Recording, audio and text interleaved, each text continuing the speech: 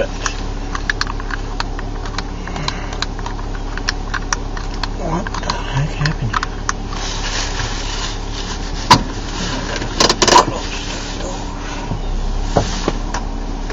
Jeff Brumfield reports it's unclear whether more workers were exposed. The waste isolation pilot plant in southeastern New Mexico is the nation's only centralized nuclear waste dump. The facility stores radioactive debris from the Cold War deep underground. On February 14th, alarms went off in a cavern signaling an accident. Initially, it appeared the accident was contained, but now government officials say 13 employees working at the site have ingested detectable levels of radioactive material. Officials say more workers who returned to the site the following day may have also been exposed. They are now trying to determine the extent of what's happened. Jeff Brumfield, NPR News. Heavy rain is expected in Southern California this morning, and that's bringing fears of mudslides after wildfires left mountainsides exposed. Already, around 1,000 homes in eastern foothills near Los Angeles have been evacuated. Meteorologists say the storm system could bring several inches of rain, and that could lead to flooding. But meteorologist Bruce Perry with the National Weather Service says after the weekend, dry pattern should resume. U.S. futures contracts lower in this morning's trading. This is NPR. 7:34 now for 90.5 WKAR. I'm Melissa Benmark. School closings and delays this morning in Clinton County. There are 2-hour delays for Clinton County Lutheran, Fowler, Ovid Elsie, Kewamo, Westphalia, St. John's Public, and St. Peter Lutheran, and Mason schools are closed today. In news, Debbie Dingell is officially launching her campaign for the U.S. House seat held by her husband at 3 stops in his southeast Michigan district. Dingell will visit small businesses in Dearborn, Ann Arbor, and Ypsilanti today. 87-year-old John Dingell says he plans to retire after the longest congressional career in history. The 60-year-old Debbie Dingell is seeking the Democratic nomination in the 12th congressional district. Democrats are expected to easily hold the seat. Republican Terry Bowman plans to run too. He works at a Ford auto plant, founded the group Union Conservatives, and has been a vocal supporter of Michigan's right-to-work law. Bowman will officially announce his candidacy next week. Legislation to repeal Michigan's ban against ticket scalping is moving forward in Lansing. The Republican-led state house voted 66-42 yesterday to make it legal to resell a ticket for an event at a price higher than face value. And Nicholas Lidstrom, John Smoltz, and Jason Hansen have earned a place among Michigan's all-time sports greats. The Michigan Sports Hall of Fame is set to induct the trio as well as 4 others during a ceremony today at the Max M. Fisher Music Center in Detroit. Smoltz attended high school at Waverly and was drafted by the Detroit Tigers. He's an 8-time All-Star and Cy Young Award winner. Support for WKAR is provided by Wharton Center, presenting the Gershwin's Porgy and Bess, featuring the song Summertime, It Ain't Necessarily So, and I Got Plenty of Nothing on March 18th through the 23rd, WhartonCenter.com. And the Robert Wood Johnson Foundation, working to ensure all of our access to health care at rwjf.org. It's 7:36 right now for 90.5 WKAR. I'm Melissa Benmark. You can hear us on our website, go to wkar.org. If you like to fly for free, you're going to have to start throwing more money around. That's one major airline. Delta is making big changes to the way it works frequent flyer miles, which can be cashed in for free flights. Starting next year, Delta will give the biggest reward to those who pay the highest ticket prices, not necessarily to those who fly the most miles. Some of Delta's frequent flyers are not taking this change well. Here's David Schaefer from Chicago. Michael people travel a ton for his job. I mean, I'm away from my family quite often. Like I said, about 40 weeks a year. And all of that time he spends getting on and off airplanes isn't always pleasant. You know, you don't want to sit in long lines. You don't want to wait till the last one to be boarded and run out of overhead space. You know, it's a pain to do this all the time. But while printing his boarding pass at a Delta kiosk at Chicago's O'Hare Airport, Capo says one of the few perks of being away from his Southwest Ohio home so much is that he's earned gold frequent flyer status on Delta, amassing hundreds of thousands of sky miles. I use those points for, my family vacations and things like that, and so it's incredibly important for me. But Capo is less than thrilled with the sweeping changes Delta is making to its Sky Miles program, saying even though he is a frequent business traveler, it may be more difficult for him to earn miles. Beginning in 2015, Delta will no longer award miles based on the distance of frequent flyer travel. Instead, miles will be awarded now its temperature is 10 below zero. That's Fahrenheit. And the weather is so cold that they are delaying schools for the day. At least 2 hours Kelly is the delay. founder of thepointsguy.com, a website that helps people maximize That's Friday, flyer miles. Essentially, it's moving away from the February 28th, 2014. I'm on my way to work on Old 27, going south. Kelly says even though you fly often, but each company require them to buy only the 7:30 lowest in the fares morning. available, they end up earning fewer miles. And he says there's a double dip, as the airline is also increasing the number of miles it will take to book an award flight. In fact, the pictures fare not that's well. disappointing to several There. Delta frequent flyers. I'm a miles builder. Christina is Paganelli is a small business owner from Los Angeles. She says Sunrise. she even has a credit card to help her pile up Delta miles. She says she now might not be so loyal. It seems like, as it is, you have to fly forever in order to be able to do anything. And now if you're telling me that that's even going to get worse, there's not a lot of attractive features for me to get to Delta other than the miles. That some loyal customers might leave Delta over these frequent flyer program changes is a real risk to the airline, says former United Airlines executive Joe Sweeterman, now a transportation professor at Chicago DePaul University. But Sweeterman says the changes are designed to reward the really big spenders who buy business class and first class tickets. Those elite flyers who truly help boost the airline's bottom line. Roads will be the worst this year because of the potholes. Severe cold, and we're going to see so many potholes JetBlue and Southwest Airlines have all already over the moved to roads. awards programs based on money spent instead of miles flown. Delta will become the first of the so-called legacy carriers to make the change.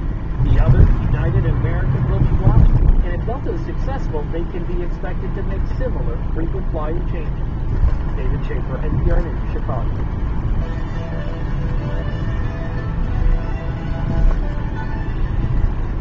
It's Morning Edition on 90.9 WKAR, 7:40 right now.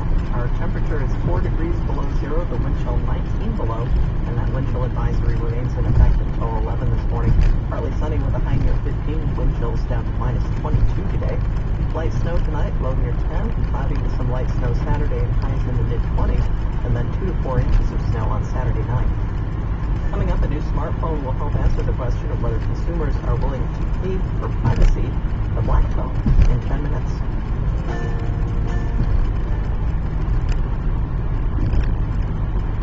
It's Morning Edition from NPR News. Good morning, I'm David Green. After the ouster of its president, Ukraine has acting leaders whose problems are multiplying by the day. They are desperate for money to keep the economy afloat. This morning, the government put limits on how much foreign currency people can withdraw from their bank accounts. Russia is conducting military maneuvers that have them on edge. The Ukrainian parliament wants a meeting of the UN Security Council. And Ukraine's acting interior minister says Russia is behind groups of armed men who are patrolling airports in the south. NPR's Peter Kenyon is in Kiev. He joined us a short while ago. Peter, good morning. Morning, David. So what exactly is going on at these airports in Crimea, and what might this tell us about where Ukraine is headed right now? Well, a lot more questions than answers at the moment, but we do know that armed men in uniform were first seen patrolling the airport at the Crimean regional capital, Simferopol. They were in full but unmarked military uniforms, body armor, automatic weapons, surrounding the control tower and on patrol. One told the BBC they were there to ensure order and prevent radicals coming in from Kiev. And they seem to be from a Crimean I'm just about to get on the freeway at 69 units here to south. blockade the Belbek International Airport, which handles both military and civilian flights. Ukraine's acting interior minister, Arsen Avakov, wrote on his Facebook page that he considers this a military invasion and occupation by units from the Russian Navy. But later, the Interfax news agency quoted the Black Sea Fleet saying no military personnel were anywhere near the airport, let alone blockading it.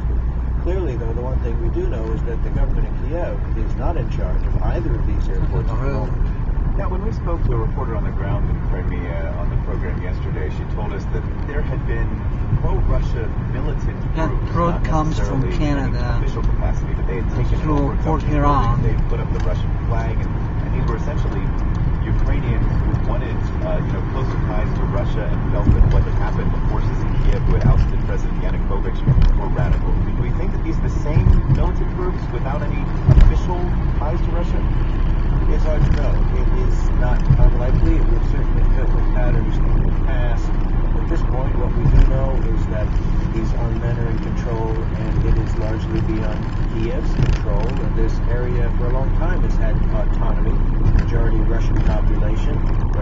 widely spoken, and now the Crimean Parliament wants to have a referendum this spring on expanding that autonomy even further, which is not quite the same as pulling the country apart and joining Russia, but it does have people nervous here. The situation in Kiev, of course, seems very politically uncertain right now. I mean, this is an active government, but how are they responding at this point to what they're watching in Crimea? They are trying to put out fires on any number of fronts all at once, and it's a very desperate time for them. They are calling on the UN for support. They're calling on Russia not to do anything to disturb Ukraine's territorial integrity. They're saying they are desperate to get the IMF in here to try and stave off defaults. And they're also very worried about Viktor Yanukovych, who fled Kiev over the weekend, suddenly showing up in Russia later today, apparently to have a news conference. And they wonder about Moscow's reaction to that. If Moscow treats Yanukovych as still president, as he claimed in a statement yesterday, could he, for example, invite Russia in to intercede? And would that be quote-unquote official? And that would escalate things even further. Russia at the moment isn't talking about anything like that. They say they want to work with the West to implement the peace deal Yanukovych signed, which raises another question, because under that deal he was supposed to remain president through December, which would be a non-starter in Kiev. Lots to watch these developments on the ground in Ukraine. That's NPR's Peter Kenyon joining us from Kiev. Peter, thanks a lot. You're welcome, David. Some of us in this country, it's been a snowy winter. There were so many winter storms in New Jersey, people began to fear they'd run out of rock salt, the stuff used to melt the snow and ice. The state found a solution. 40,000 tons of rock salt in Searsport, Maine. New Jersey bought the salt, but they ran into complication getting it delivered. Zoe Chase from our Planet Money team picks up the story in Port York. I'm standing here at Berth 13 looking at this barge that's filled with rock salt, salt to melt the snow, that just came down here from Searsport, Maine to New Jersey. And I'm Jay Field in Searsport, Maine, where the rock salt just came from. Jay and I were on the phone. We were each recording ourselves as we were talking. And Zoe, what's funny is that there is still a huge pile of salt in front of me.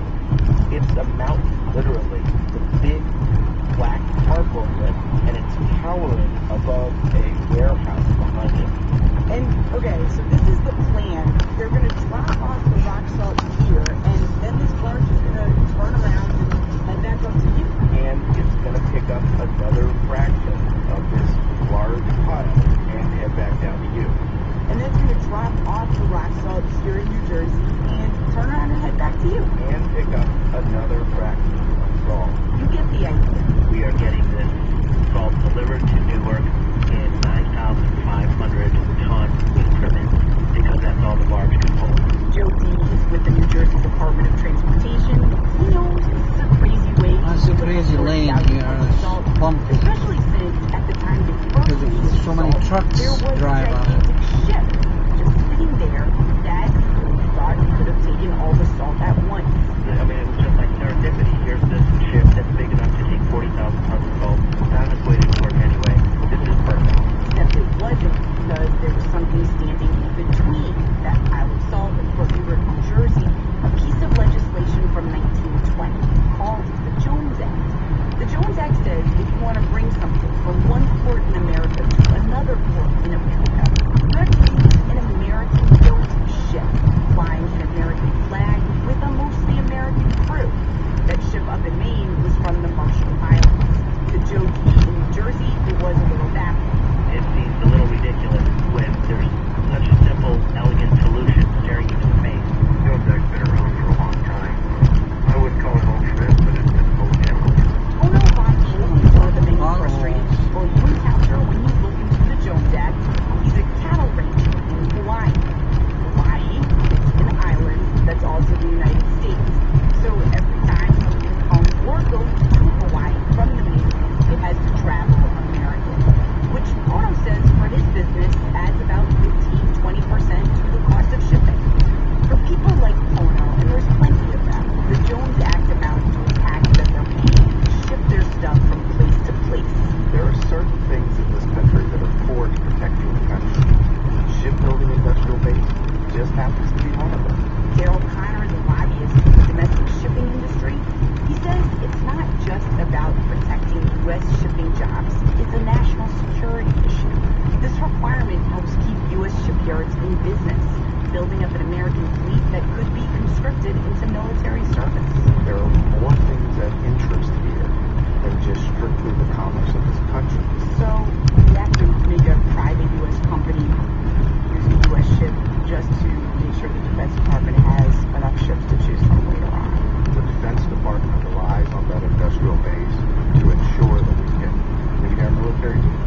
That argument doesn't sway people like Pono bearing the costs. He tried shipping his cows to Canada first, then the United States saved some money, but then that cow disease scuttled that plan. I did run Pono's Canada Solution by Joe D. in New Jersey. Oh, you mean to load up the ship? Load up the ship with salt. And go to Canada, and then it can come to here. Yeah. Oh, I hadn't thought of that. That's interesting. But that ship is there. I mean, at this point, that ship is gone. Zoe Chase, NPR News. Support for Planet Money comes from Haibu, committed to helping businesses. This is the stretch of 69 and 96 together. Learn more at We'll be in a minute. I'm on the ramp now, going to join 69 and 96. This is Morning Edition from It's NPR about News. 5 miles. I'd like to propose a joke. Elaine Stritch is 89 and still working, but she says that aging calls for courage. Because unless you can fight it, and unless you can stand up to it, you might as well get it out of your house. Because it's too tough to take. Elaine Stritch, Broadway's lioness in winter, Saturday and weekend edition from NPR. Scott Simon is your host for Weekend Edition tomorrow morning at 8 o'clock here on 90.5 WKAR. And now it's 10 minutes before 8. I'm Melissa Benmark. Here's your morning edition on 90.5. Secretary of State John Kerry says he's spoken with his Russian counterpart about reducing the tensions in Ukraine. I asked that Russia work with the United States in order to support Ukraine to rebuild unity, security, and a healthy economy. Russia has already taken some steps that are raising alarm in Washington, and we'll have the latest on that developing story coming up in about 20 minutes. 4 degrees below zero, the wind chill 19 below, the wind chill advisory in effect until 11 this morning. Partly sunny with a high of 15, wind chills as low as minus 22 until midday. A little bit of snow tonight, low near 10, and on Saturday cloudy with some light snow and highs in the 20s. On Saturday night, though, we might get 2 to 4 inches of snow. Some school closings and delays this morning. Mason schools are closed, 2-hour delays for Clinton County, Risa, Fowler, Ovid Elsie, the Walla West area, St. John's Public, and St. Peter Lutheran. On WKAR's event calendar, Canadian singer-songwriter Connie Caldor is featured in this week's 10-pound fiddle concert. The music starts at 8 p.m. at the Unitarian Universalist Church on Grove Street in East Lansing.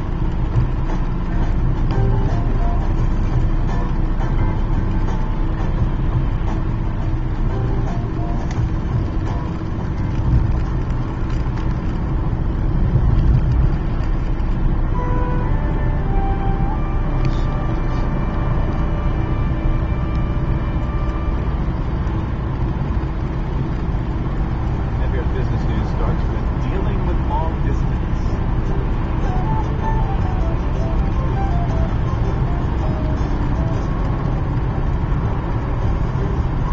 Dealing, talking about poker players in Delaware and Nevada will one day get to sit at the same virtual table this week their governors signed the first multi-state internet gambling law. NPR's Allison Pease reports that while some casino owners are not so thrilled, states see a winning hand.